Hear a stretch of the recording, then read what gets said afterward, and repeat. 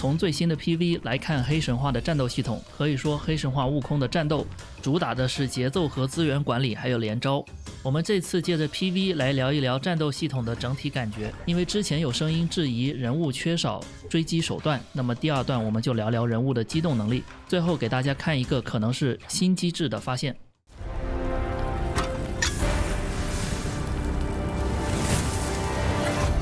整体感觉输出主要是快速出豆，在单位时间内，你越快的产出豆子，越快的消耗掉这些豆子，你的输出就越高。轻攻击、闪避、棍花、格挡都可以积累棍式条，棍式条满就存一颗豆子。重攻击或派生攻击会自动消耗至少一个豆子，在基础伤害上叠加额外的伤害。轻攻击最后一下跳劈不是重攻击，不会消耗豆子。但是怪物不是木桩啊，他们也有强力的进攻招式，你就需要攻守兼备。我们可以明显的感觉到黑神话是极度鼓励进攻的，而防守也是为了更好的进攻，因为铲豆的过程和防守反击密切相关。如何合理利用躲闪技能、棍反、变身去保持战斗节奏，就是各位天命人的必修课了。这里还有法宝系统的机制不明，不过我猜测法宝系统主要是应对官邸魔头的专属机制，毕竟这样比较符合原著。法宝要是很强大又能随时用的话，玩家就会拿来割草和刷资源，你开着个法宝去地图上扫小怪，这怎么想都不太合理啊，所以我觉得是 BOSS 战的专属。之前呢，有人担心人物的突进追击能力不够，那我是无法理解的，因为游戏中有多个系统都为人物提供了位移、追击和远程攻击手段。先讲这次 PV 着重展示的变身系统，目前来看，大部分的战斗变身都有突进手段，或者干脆就是远程攻击。比如说空性长老，似乎开启变身的瞬间就有类似巨型散气加位移的效果，而西将军有拔刀踏前斩，僧面、红袍鼠、刀郎分别有各自的突进技能，鼠祭司有跳起后的远程攻击，触手怪有远程攻击加浮空下砸，石妖同样有跳起后下砸。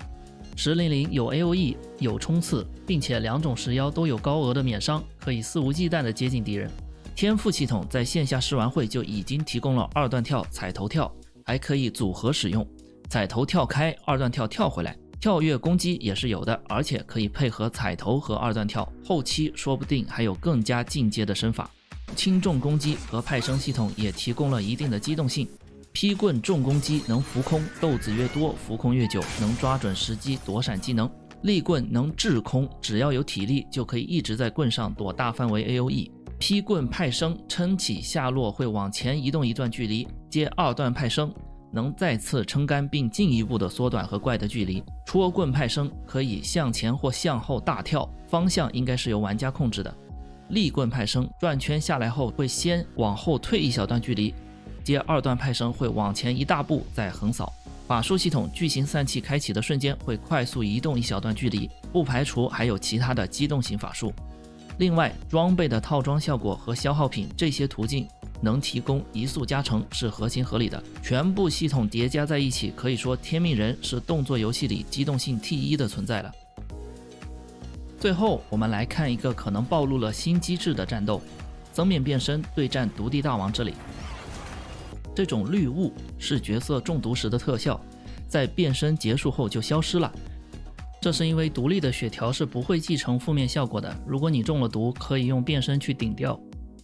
突进后释放了 AOE 技能，但是没打中，这里扛掉了毒敌的攻击，应该是被打后没血退出了变身效果，不是用无敌帧躲开的，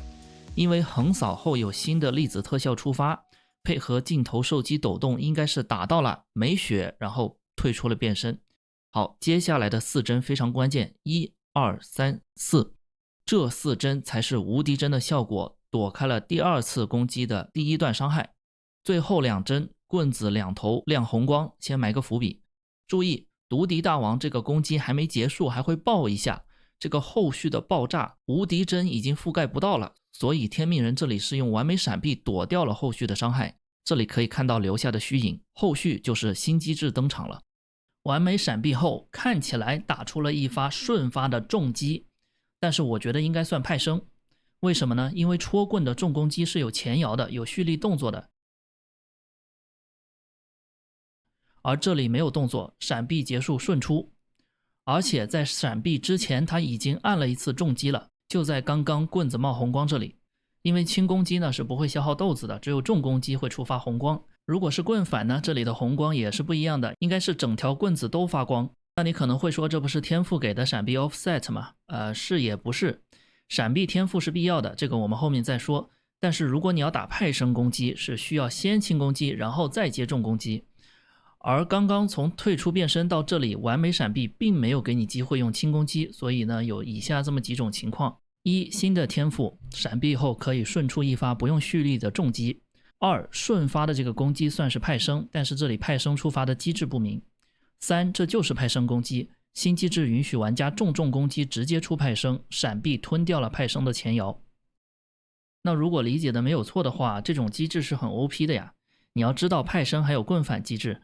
所以你可以选择是用闪还是打出棍反，可以应对不同的情况吧。如果你站在了火里就应该用闪，如果地面没有 dot 就用棍反直接打。还有就是这个闪避不仅不间断，它还会吞掉攻击的动画和后摇，只要出了攻击动画，你闪避就算是打完了一段。在毒地大王这4段攻击中，如果你每一下都偷一棍的话，那么它转完圈你直接出第5段，第5段是削刃的。那由此可以看出，游科的设计不仅仅是鼓励进攻，而且是鼓励你偷刀的。就算没有偷到也没关系，因为有连段保底，而且万一偷到了又叠加了完美闪避，那就赚大了呀。这套系统着实令人兴奋啊，因为非常的立体，自由度也很高。但是呢还是有一点点小担忧，那就是手感。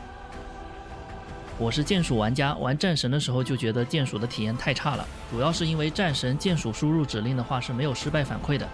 感觉我400的 APM 按下去和25的 APM 也没啥区别，导致我不知道哪次按键是有效输入的，操作就不够精准。用手柄的话就不存在这样的问题，因为你得握着手柄，你就不会有那么多废操作。我还是会用剑鼠来玩黑神话，希望剑鼠的操作优化可以到位，操作手感、输入反馈能够匹配这么好的战斗系统。好了，今天的视频就先这样吧。